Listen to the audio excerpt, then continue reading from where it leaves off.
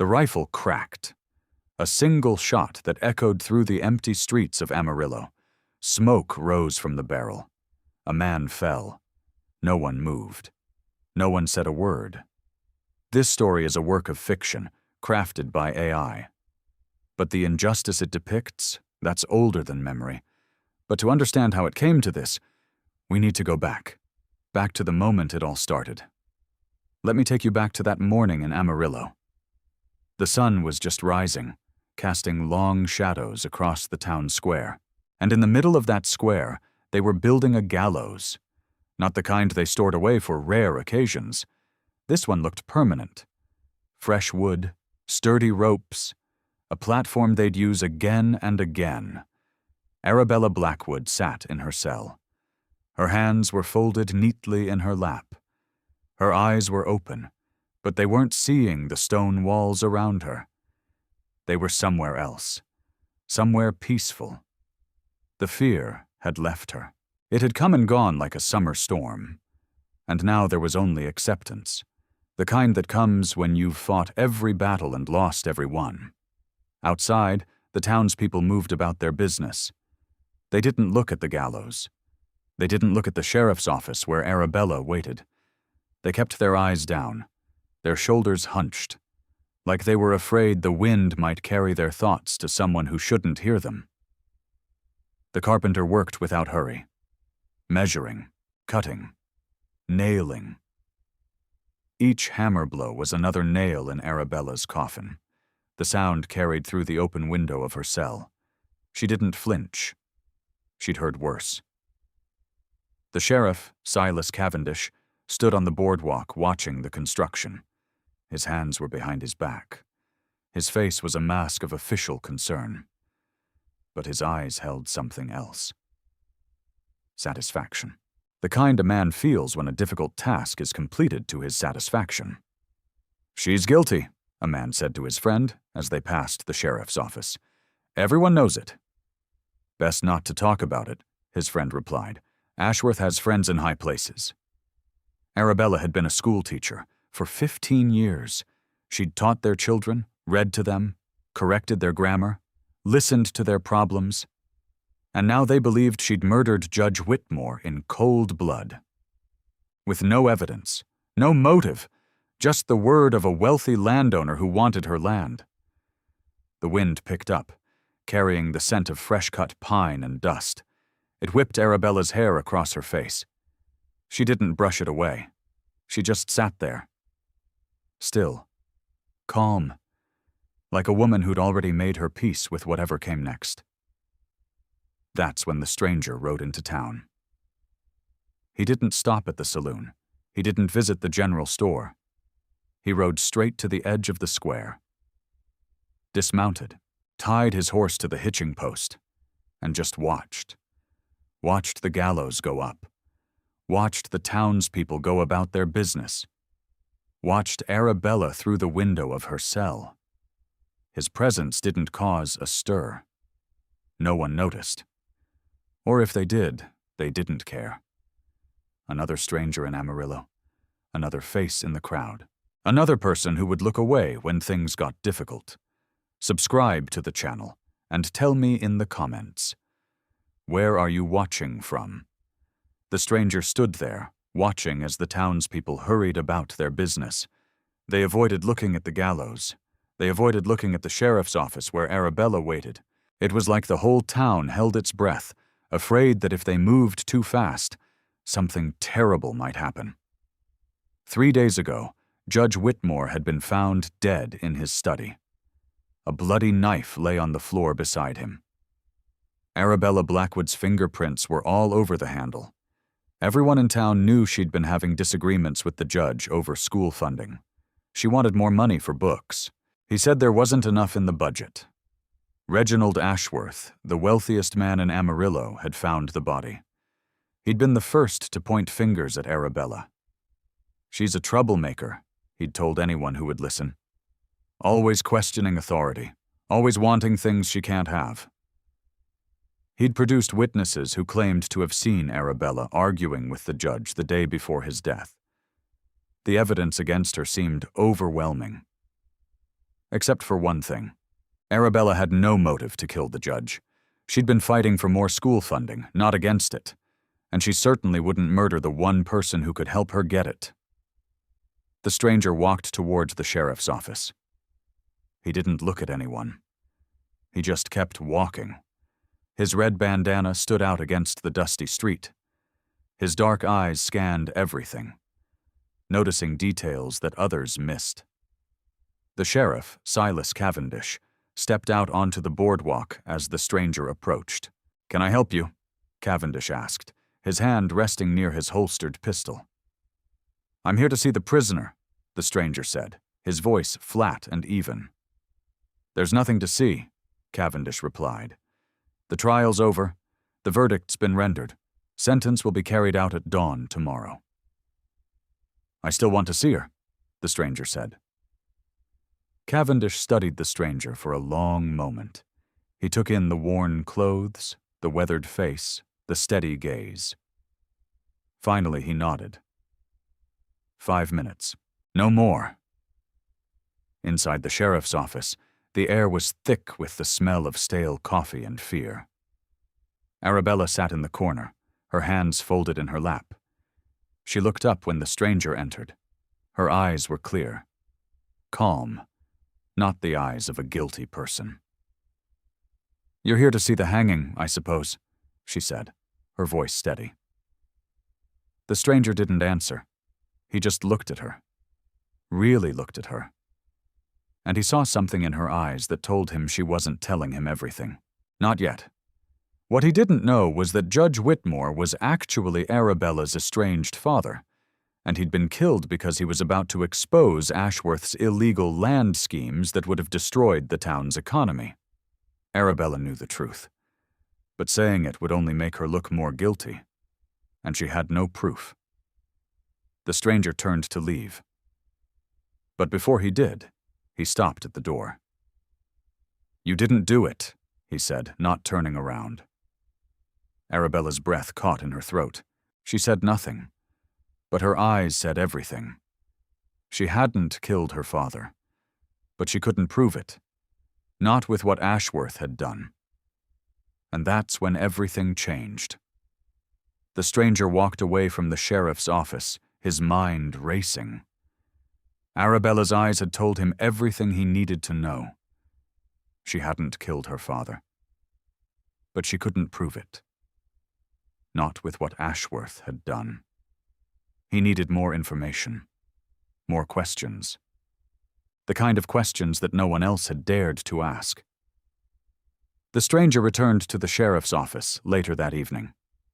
Cavendish had gone home for the night, leaving only a deputy who was more interested in his supper than in guarding a prisoner. 5 more minutes, the deputy mumbled, without looking up from his bowl of stew. The stranger nodded and slipped back into the cell. Arabella looked up, surprised to see him again. "Why are you doing this?"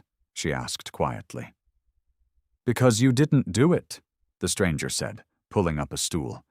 "Tell me about your argument with the judge." "It wasn't an argument," Arabella said. "It was a discussion about school funding. I wanted more books. He said there wasn't enough money." "When did this happen?" 2 days before he died, in his office. The stranger leaned forward. "The sheriff's report says you argued with him the day he died, not 2 days before." Arabella's eyes widened slightly.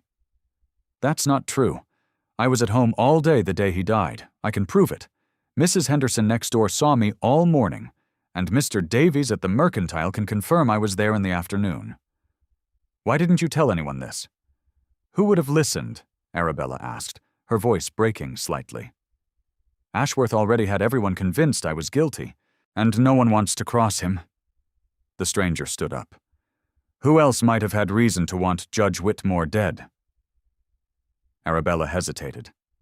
"There were rumors about some land deals he was investigating, something illegal, but I don't know who was involved."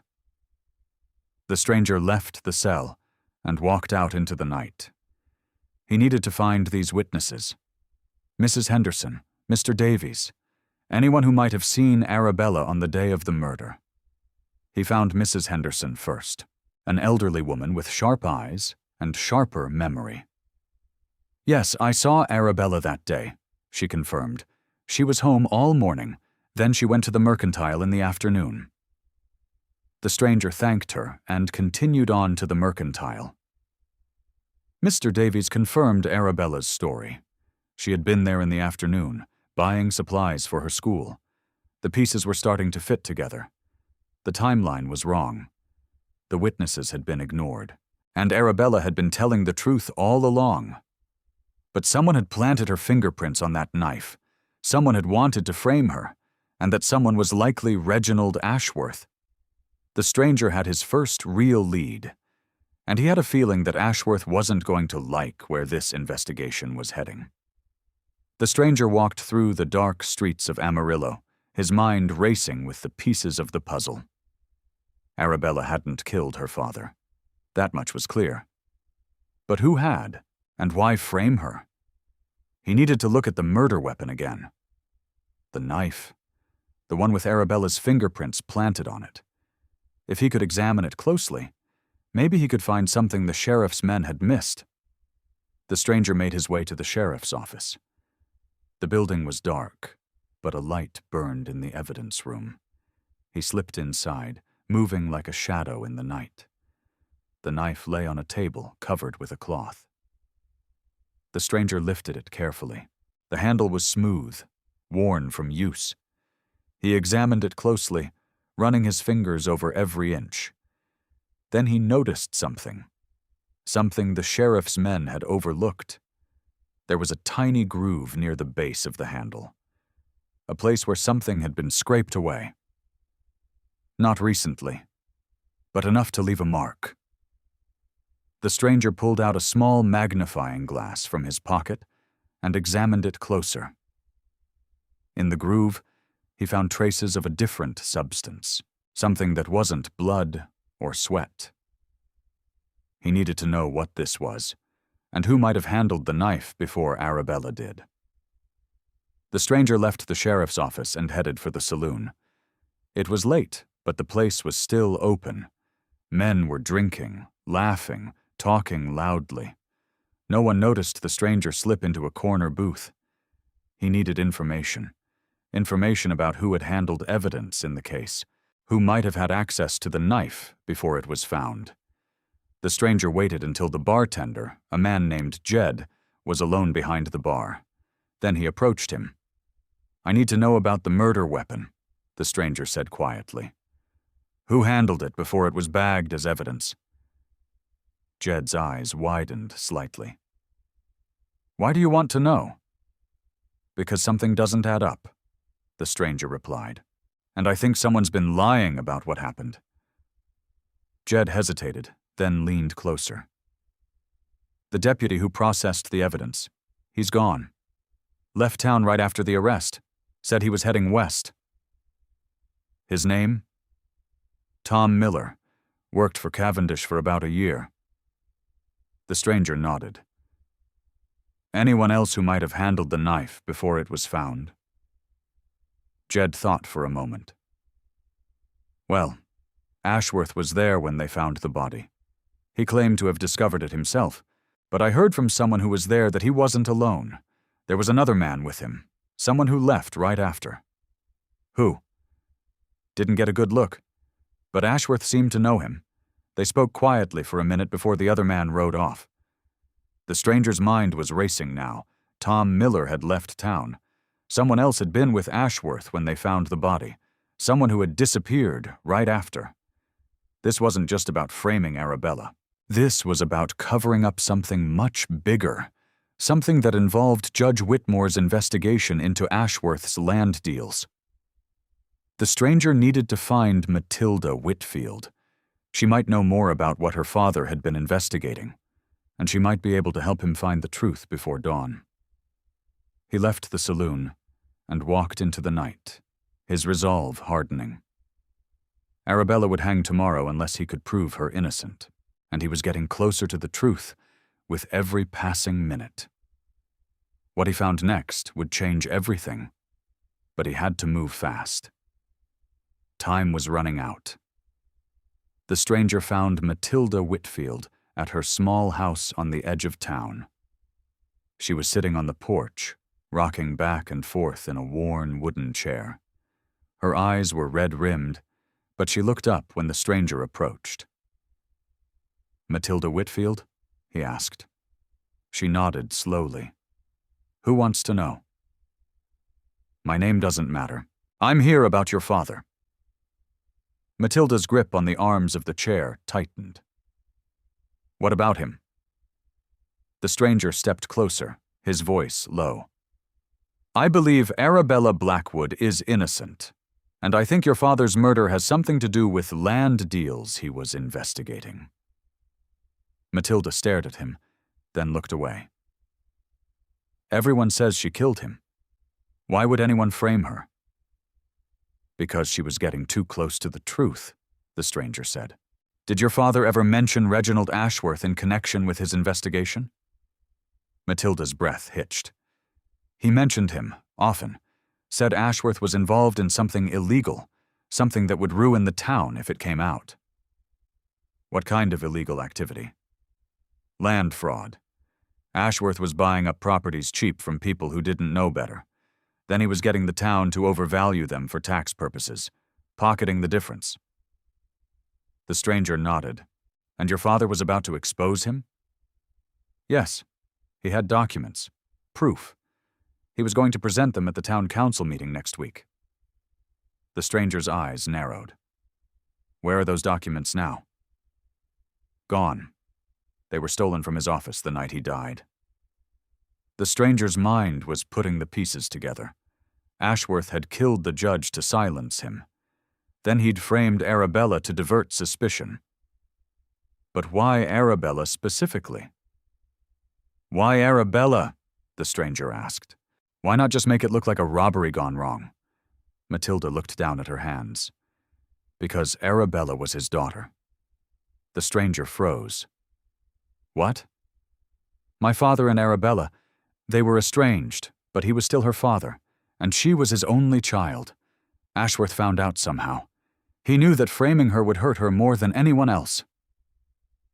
Suddenly, a shot rang out from the darkness. The stranger grabbed Matilda and pulled her to the ground as a bullet whizzed past where her head had been. "They know we're talking," the stranger said, pulling his pistol. "We need to move, now." Matilda nodded, her face pale with fear. "Ashworth has men watching me. He knew I might talk someday." The stranger helped her up, and they moved quickly towards the edge of town.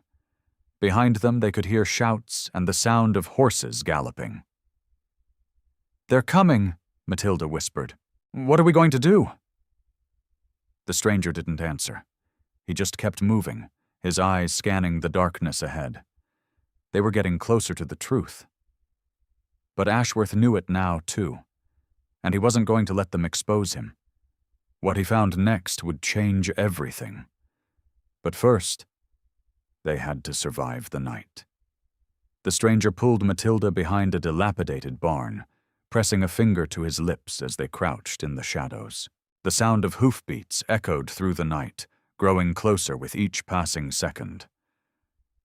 "They're searching the area," the stranger whispered, his eyes scanning the darkness.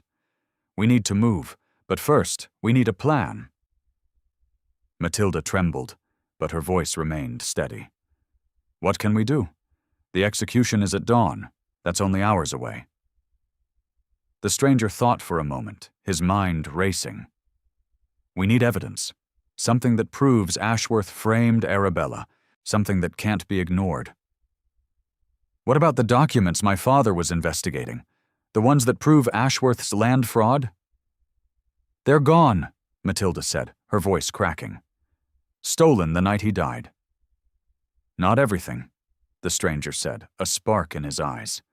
"Your father kept copies, hidden copies, in a place only he knew about." Matilda's eyes widened. "The old oak tree, behind our house. He used to tell me when I was little that if anything ever happened to him, important things would be hidden there." The stranger nodded. "Then that's where we go. But first we need to deal with these men hunting us." As if on cue, 2 figures emerged from the darkness, pistols drawn. "There they are!" one of them shouted. The stranger reacted instantly, pulling Matilda behind him as he drew his own weapon. "Drop your weapons," he commanded, his voice low and steady. The men hesitated, glancing at each other.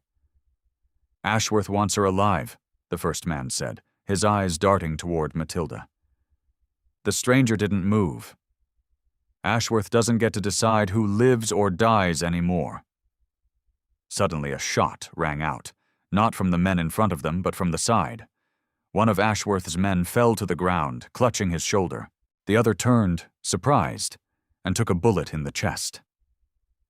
From the shadows, 3 townsfolk emerged, Matilda's neighbors, the ones who had always trusted Arabella. "We couldn't let them take her," Mrs. Henderson said, her hands still trembling from the recoil of her husband's rifle. The stranger nodded his thanks. "We need to get to that oak tree, now." They moved quickly through the night, the stranger leading the way with Matilda close behind. The weight of the coming dawn pressed on them. Arabella would hang unless they could prove her innocence. When they reached the Whitfield property, the stranger approached the old oak tree, its branches twisted like gnarled fingers against the moonlit sky. He ran his hands along the trunk, searching for something out of place. There, a loose knot in the wood. He pried it open and pulled out a small leather pouch. Inside were documents, handwritten ledgers, maps, proof of Ashworth's land fraud, evidence that could clear Arabella's name and expose the truth. But they still had one problem: how to get this information to the town before dawn. The stranger looked at Matilda, then at the 3 townsfolk who had risked their lives to help them. "We need to make a public statement, something Ashworth can't ignore." "What are you going to do?" Matilda asked. The stranger's eyes hardened. "I'm going to give Ashworth a choice. Confess publicly, or I'll make sure these documents reach every newspaper in the territory." He looked toward the horizon. The first hints of dawn were beginning to appear. Time was running out. But for the first time, they had a real chance to save Arabella. What happened next would decide everything. The stranger knew that Ashworth wouldn't give up easily, and he was prepared for whatever came their way, because in this town, justice had been waiting too long. The first rays of dawn painted the sky in hues of orange and pink. The gallows stood tall in the town square, a stark silhouette against the morning light. Arabella Blackwood stood on the platform, the rope around her neck. Her eyes were closed, her hands bound behind her back. The crowd had gathered, silent. No one spoke. No one moved. Sheriff Silas Cavendish adjusted the noose. "Any last words, Blackwood?" Arabella opened her eyes. She looked out at the crowd, then directly at the stranger standing at the edge of the square. He nodded almost imperceptibly. "I'm innocent," she said, her voice clear and steady. Cavendish stepped back. "Let justice be done." As the trapdoor mechanism was about to be released, the stranger stepped forward. "Stop." Every head turned. The stranger walked through the crowd, parting them like the sea. He climbed the stairs to the gallows platform, ignoring Cavendish's protests. "You have no authority here," Cavendish said, hand moving toward his pistol. The stranger didn't flinch. He pulled a leather pouch from his coat. "I have this." He opened it and pulled out documents, handwritten ledgers, maps, proof of Ashworth's land fraud. "This is what Judge Whitmore was investigating before he died," the stranger said, his voice carrying across the silent square. "And this is why he was murdered." Ashworth stepped forward from the crowd, his face pale. "That's nonsense! Forged documents!" The stranger turned to face him. "Is it? Then why did you threaten Judge Whitfield the night he died? Why did you have your men steal the original documents? Why did you plant Arabella's fingerprints on the knife?" Ashworth's eyes darted around, panic setting in. "I'll have you hanged for this!" As he reached for his pistol, Matilda Whitfield pushed through the crowd. "He did it! I saw him! He threatened my father right here in this square!" The crowd gasped. Murmurs spread through the townspeople. Ashworth's face turned red with rage. He drew his pistol, aiming not at the stranger but at Matilda. "No," Arabella cried, struggling against her bonds. In that moment, the stranger moved faster than anyone could see. He drew his own pistol and fired. Ashworth dropped his weapon, clutching his shoulder. The shot had only wounded him, but it sent a clear message. The stranger turned to the crowd. "This man murdered Judge Whitmore. He framed an innocent woman to cover his crimes. He has been stealing from this town for years." Cavendish reached for his own pistol, but the stranger's gaze stopped him cold. "I wouldn't if I were you, Sheriff. Your turn is coming." The townspeople surged forward, surrounding Ashworth. The stranger turned to Arabella. "You're free." He cut her bonds, and she stepped down from the platform. The crowd erupted in cheers, but the stranger didn't wait for thanks. He turned and walked away, disappearing into the morning mist. What he found inside, he hadn't been prepared for that. The sheriff's hands shook as he approached Arabella. "The charges against you are dismissed," he said, avoiding eye contact with the crowd that now surrounded him. "Due to new evidence." Arabella stood tall, her shoulders back. She looked at the stranger across the square. He gave a slight nod, then turned and walked toward his horse. Ashworth was being dragged away by several townsfolk, his face pale with fury. "This isn't over," he shouted. "I'll have you all hanged for this." Matilda stepped forward. "My father's name has been cleared, and so has yours." She looked at Arabella, tears in her eyes. "I'm sorry I couldn't speak up sooner." Arabella embraced her former student. "You did what you could. That's enough." The stranger mounted his horse, his movements practiced and economical. He didn't look back. The crowd parted for him, but no one spoke. No one tried to stop him. They just watched as he rode toward the edge of town.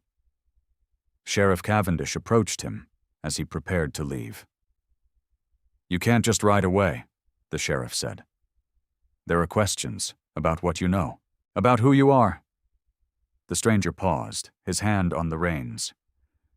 "Ask what you need to ask, but don't expect answers." Cavendish hesitated, then nodded. "The town owes you a debt." The stranger looked at the gallows, then at Arabella standing free with Matilda by her side. "Justice was served today. That's all that matters."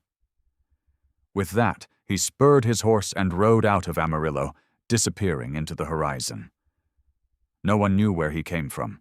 No one knew where he was going, but they all knew that when the town needed someone to step in, he was the one who did.